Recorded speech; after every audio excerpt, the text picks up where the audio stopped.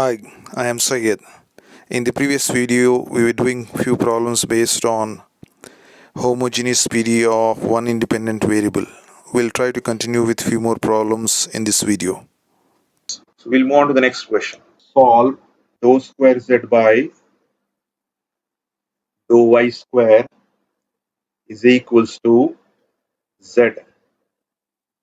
Given that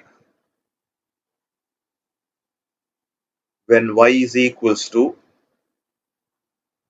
0, the value of z is equals to e power of x, and dou z by dou y is equals to e power of minus of x. So once again, if you try to see this PDE, it contains only one independent variable y.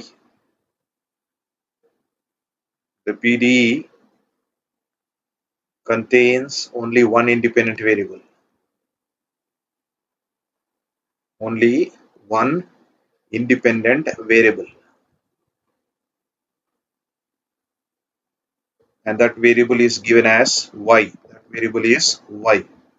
So therefore, we express the PDE in the form of express PDE as ODE.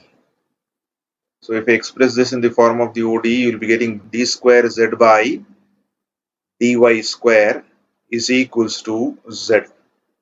Or get this value of z on the left hand side, you will be getting d square z by dy square minus of z is equals to 0. So now if you try to express in the form of the operator, you will be getting d square minus of 1 times of z is equals to 0. So just taking z outside. Therefore, we'll be getting the auxiliary equation.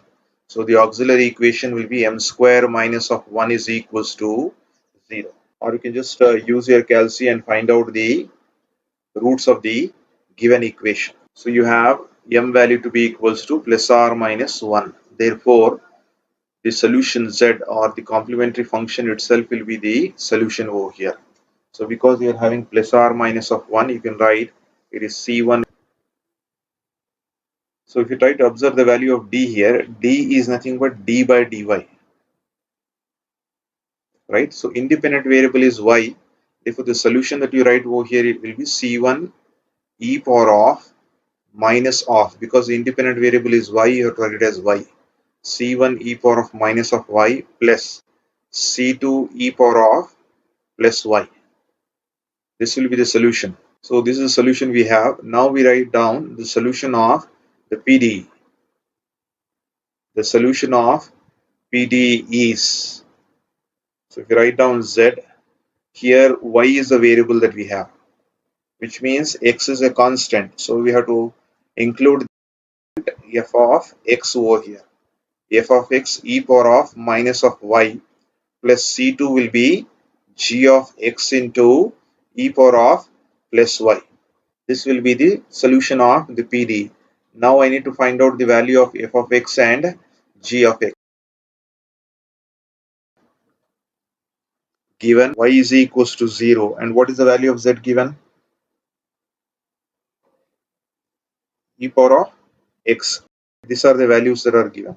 So given y is equals to 0, z is equals to e power of x. Your equation number 1 will become z is e power of x. So e power of x will be equals to f of x into e power of y is 0. So e power of 0 you get plus g of x into e power of y will be 0. But we know the value of e power of 0 will be 1. Alright, so therefore we'll be getting the value to be equals to e power of x is equals to, this is f of x plus g of x, because e power of 0 is 1. So you got one more equation over here, f of x plus g of x, and both are unknown over here. You cannot find out. So keep this equation as it is. We'll try to simplify after using the second condition. So let me take this as equation number 2. Now, if you go back to the second condition, if you read it, dou z by dou y is given, right? Which means that I have to get dou z by dou y value. So we'll try to differentiate this equation number 1 with respect to y. So differentiate equation number 1 partially with respect to y. Alright, so if I try to differentiate this z with respect to y, I'll be getting dou z by dou y is equals to f of x as it is. I have to differentiate e power of minus of y. So e power of minus of y will be minus e power of minus of y. Right? Plus g of x as it is. Differentiation of e power of y will be e power of y itself. Now we'll go for the condition. Given the value of y will be 0 only. Alright? And the value of dou z by dou y. Dou z by dou y is given in the question as e power of minus of x. Now we'll try to plug in this value back over here.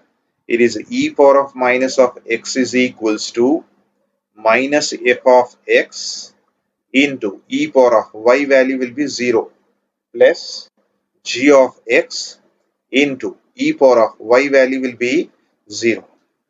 So further rewriting this one, it is e power of minus of x is equals to e power of 0 will be 1, so you get minus f of x plus here g of x, e power of 0 will be 1. So let me take this as equation number 3. So you can observe in equation 2 and equation 3, you have f of x and g of x. So we'll try to solve these two equations to get the value of f of x and g of x. So solving 2 and 3. Solving 2 and 3. So your equation number 2 is e power of x is equals to f of x plus g of x. Your equation number 3 will be e power of minus of x is equals to minus f of x plus g of x. So we need to solve this one. So if you solve this one, you can see that this positive and negative value of f of x will cancel out. So you'll just be left out with this e power of x. I need to add this one plus e power of minus of x. Here you have g of x plus g of x. You are having 2 times of g of x.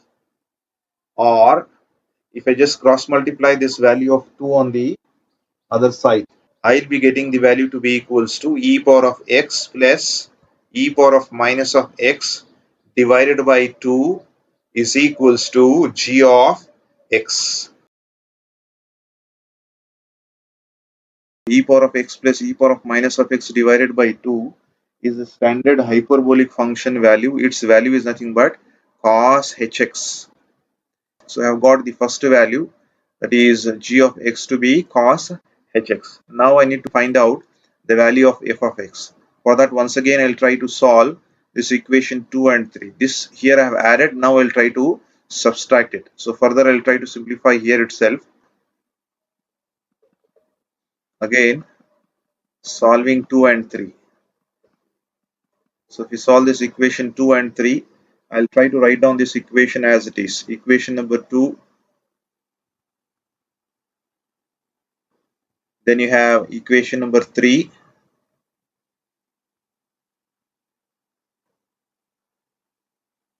right? So here you are normally added, therefore you got g of x. Now I'll try to subtract. So change this positive to negative, negative to positive, and positive to negative. So now we can see that this positive and negative of g of x will cancel out. So we'll be left out here with e power of x and this negative sign minus e power of minus of x is equals to, here you have f of x plus f of x will be 2 times of f of x. Now cross multiply this 2 on the other side, we will be getting e power of x minus e power of minus of x divided by 2 is equals to f of x. So you have got the value of f of x to be equals to sine hx. Since both the values have been obtained, we'll try to just plug in these values in equation number 1. So substitute f of x and g of x back in equation number 1. So you'll be getting back the value of z to be equals to. So I'll be writing e power of minus of y into f of x. F of x value will be sin hx plus you have g of x into e power of y. So I'll write it as e power of y into g of x value will be cos hx. So this is the required solution we have.